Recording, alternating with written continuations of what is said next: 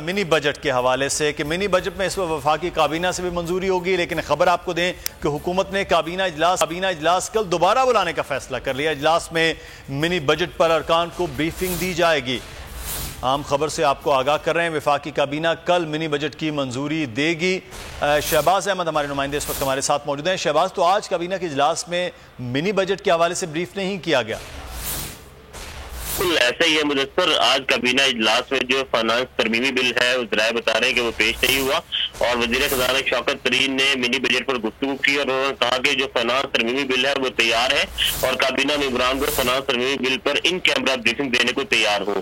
तो उसके बाद काबीना को ब्रीफिंग देने के बाद ये बिल जो है कल कौमी असम्बली में पेश किया जाएगा।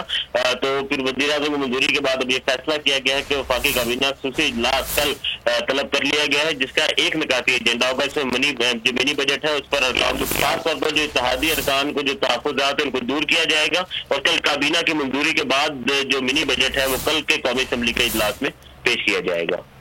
बहुत शुक्रिया हमें तफसीलात से आगाह करने के लिए। कल कौमी असम्बली के इजलास में पेश किया जाना है, लेकिन उससे पहले काबीना की मंजूरी ली जाएगी। काबीना का दोबारा से कल भी इजलास बुलाया जाएगा और उसमें ब्रीफ की भी किया जाएगा वज़ीर ख़जाना शौकत तरीन की जानिब से कि मिनी बजट क्या है, साथ ही साथ उसकी फिर मंजूरी भी ली जाएगी।